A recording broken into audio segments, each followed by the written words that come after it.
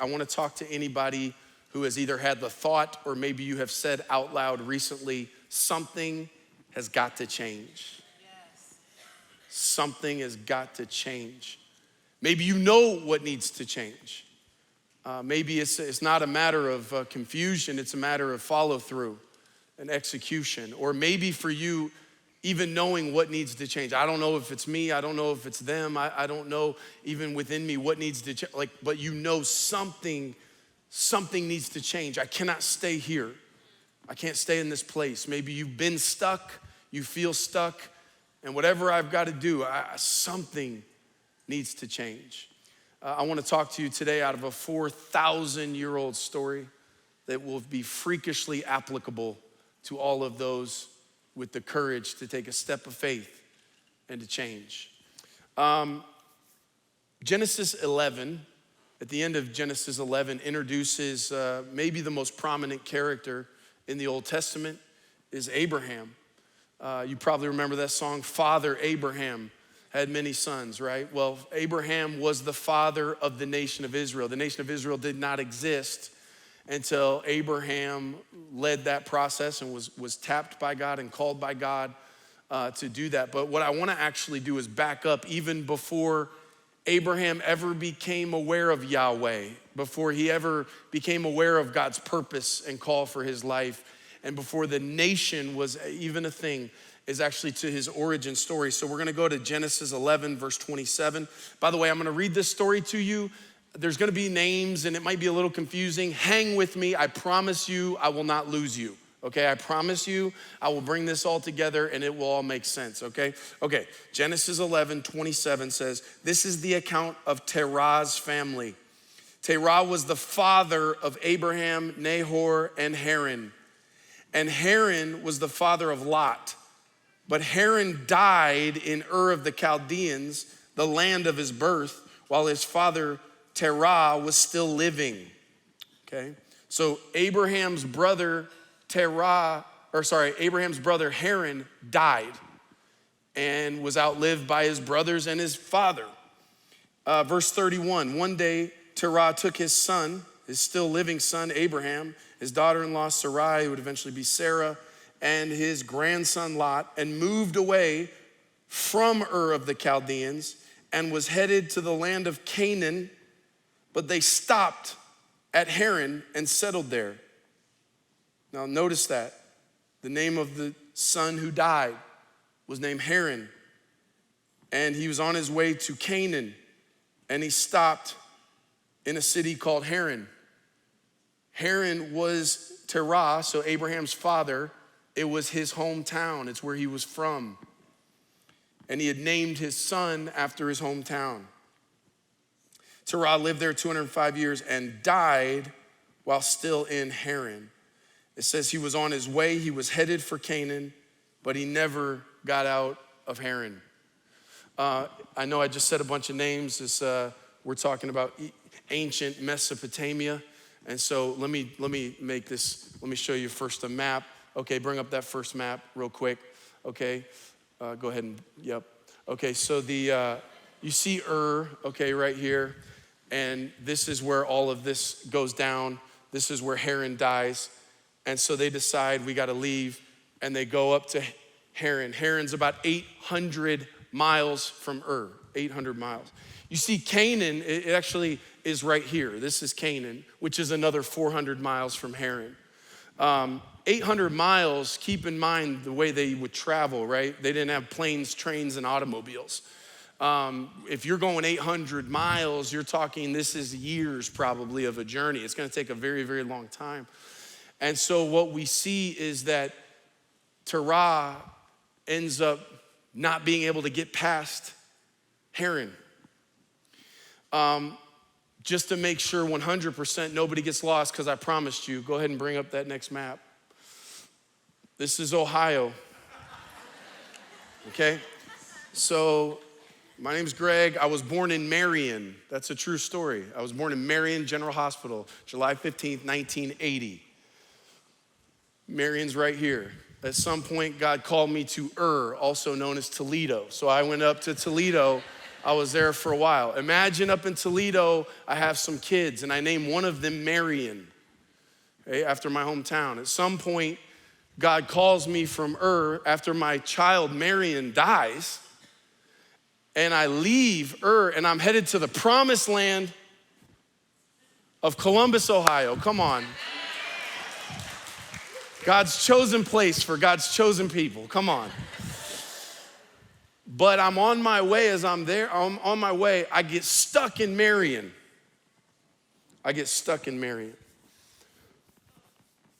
What happened in What happened up in Toledo?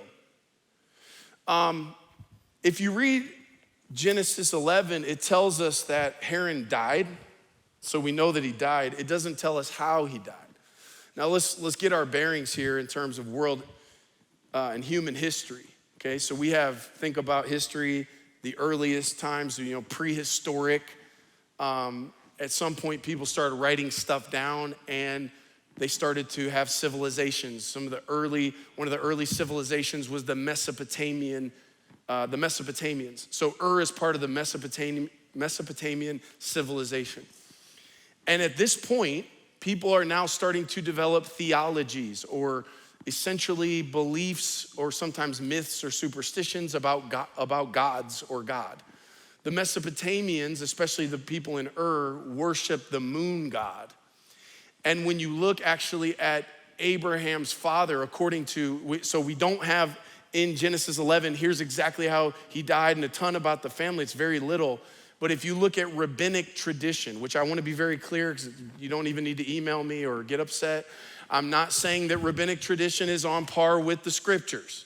I'm not saying that, but it's not wrong to read rabbinic tradition to understand some of these parallel texts or pieces of history to kind of help us better understand. Within rabbinic tradition, there's actually some stories of how Haran may have died or how they say Haran died. And this is the story. The rabbinic tradition says that Abraham's father, Terah, was an idol salesman. Okay, he was a vendor of idols. Again, get our bearings. Yahweh's not even introduced himself to Abraham at this point. But his father is starting to make these false gods and sell them. And so he has like a store or in the marketplace where people would come buy idols or they would come worship idols. And it doesn't sit well with Abraham. Abraham's like, this is dumb. Like, these are man-made things and people are worshiping and they're developing superstitions around these statues. And so he kind of calls bull on the whole thing. In fact, at one point, this guy comes in and he wants to buy a statue, worship a statue. And he's like, my man, how old are you? And he's like, 50. He's like, this thing was made 2 days ago. It's 2 days old and you're 50 years. Why is a 50-year-old man bowing to a 2-day-old statue? And the man left dejected. It was hurting the family business. At one point, a woman comes in and she wants to worship a statue. He's just fed up. And so one day, Abram, according to rabbinic tradition, took a stick and destroyed all of the idols except one, the biggest one. And so he breaks them all with a stick and then takes the stick and puts it in the hand of the biggest idol. And he waits on his dad. And his dad shows up, everything's destroyed, and there's one idol sitting there with a stick in its hand. And his dad's like, what happened? And Abram's like, the big idol beat up all the little idols, what can I say? And his dad said, you're a liar. It was you. There's no way that idol could have done this to these other idols. He's just a statue. And Abraham said, now I'm really calling bull. Because if your idol isn't powerful enough to destroy other idols, why is it powerful enough for you to bow down to it? Didn't sit well with Pops. So now Abram and Terah are having a conflict. And instead of Terah eating the humble pie, he goes and incites the powerful people against his own son. And so now you have, go over here, Haran, the brother, doesn't know what side to take. Do I take my dad's side? Do I take my brother's side? He's a bit confused. And within this, all of the collateral damage starts to take place. These powerful people, do I side with my dad and the powerful people or my brother? He's kind of like he's like a deer in headlights. They end up taking Abram, they throw him in a fire, and he survives. But then they take Haran and throw him in the fire, and he dies. And so now you have Abram and his father have had this conflict. They both survived, but their brother was collateral damage. And so for one reason or another, what it does say for sure in Genesis 11 was that they had to get out of Ur. They had to get out of Toledo for one reason or another. Maybe they're running from the powerful people. Maybe they just wanted to start over something new, but we can't stay here. So they make a years-long 800-mile trek back to the hometown of Haran.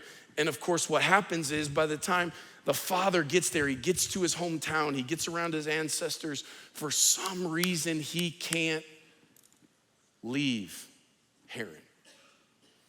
Why? Well, probably a lot of reasons. There's usually more than one reason why someone stays stuck.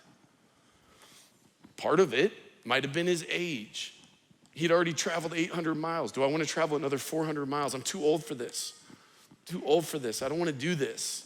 I'm just gonna stay here.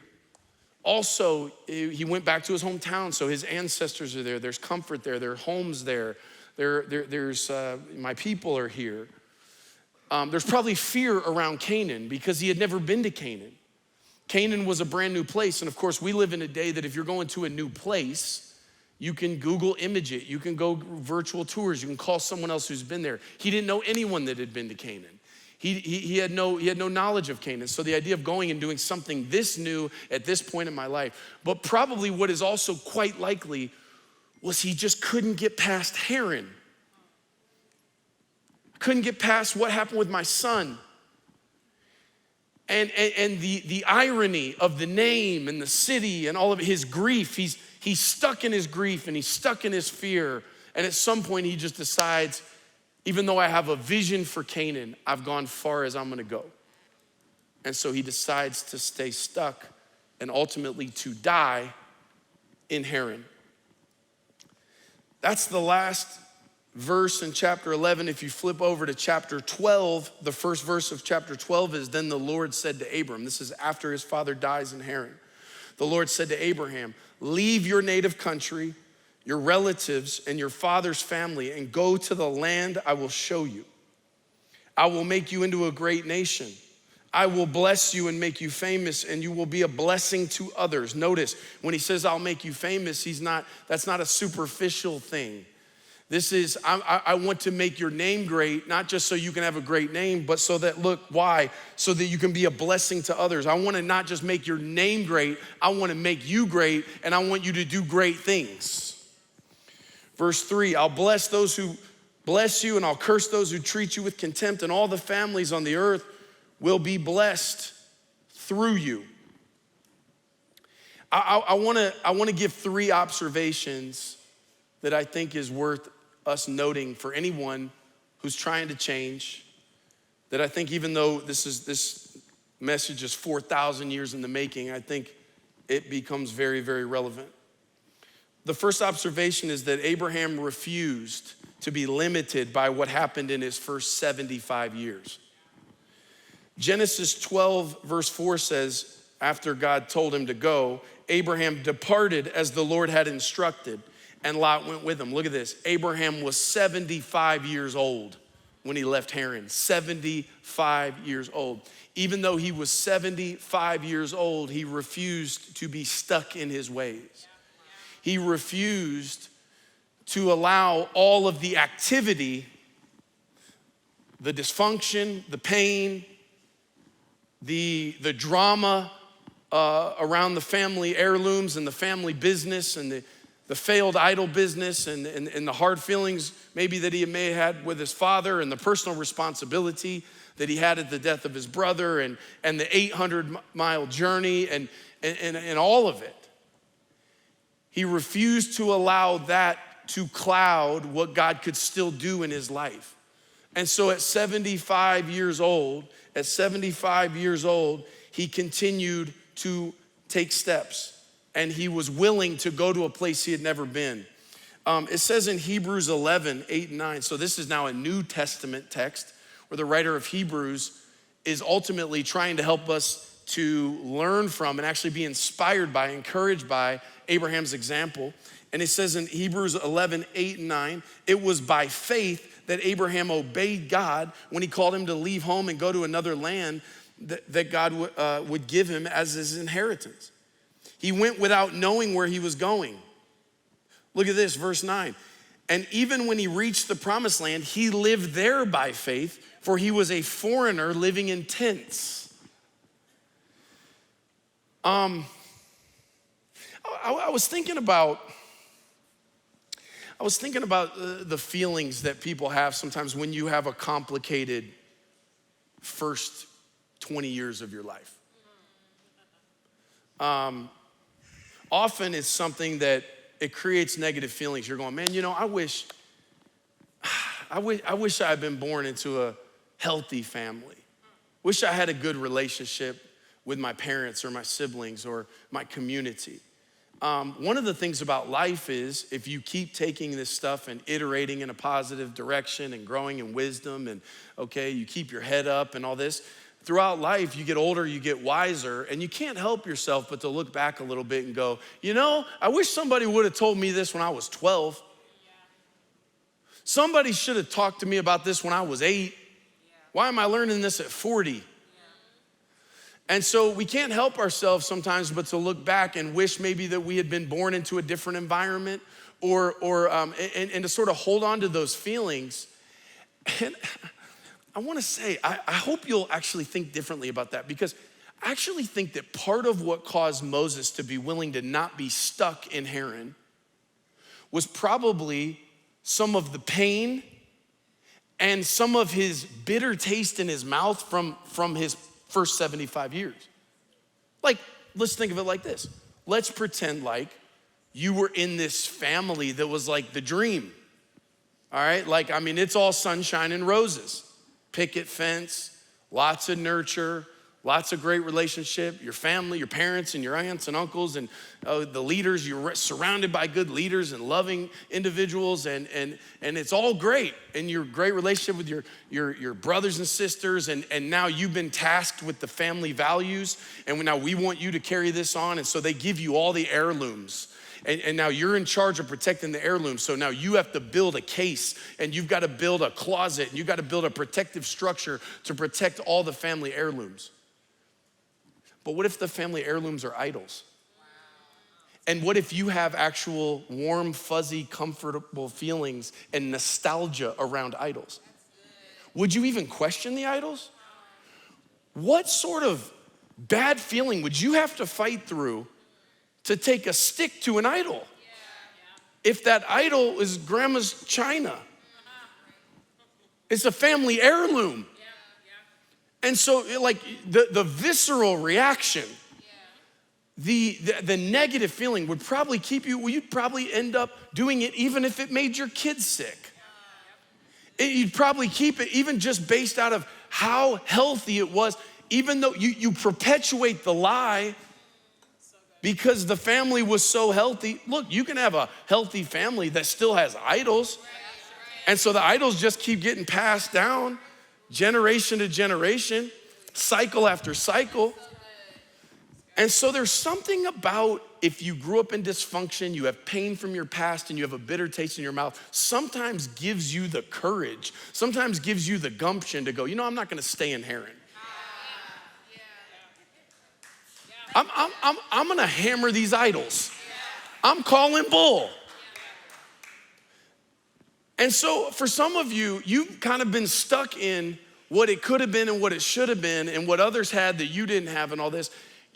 Some of your pain is an advantage because it might just give you enough courage to go look at this thing and see it for what it is and be willing to go and be a foreigner in a land you don't even know about. Look, we read that stuff as no big deal to us because we're in our context. It's very common to meet somebody, where are you from? Oh yeah, I'm from Southern California. Where are you from? I'm from Puerto Rico. Where are you from? I'm from Russia. Okay, people from all over the place. We relocate all the time. How'd you get here? Oh, the job transferred me. This was not normal back then for someone to go to a land they knew nothing of. So he leaves and he goes to this place, and I think the distaste of the idol business gone bad, the trauma of my brother, the tension with my father, as much as those are unpleasant, sometimes those become the catalyst to get you to say, I will not stop here. I'll give my dad grace because I understand, I didn't walk a mile in his shoes. I see where he's at. I understand why he didn't want to leave Haran. I understand. He felt that he was too old. He was too tired. He was afraid of Canaan. He was stuck in his grief. And he chose, even though he had a vision for Canaan, he chose to stay in Haran. I'm gonna give him grace, I understand, but not me.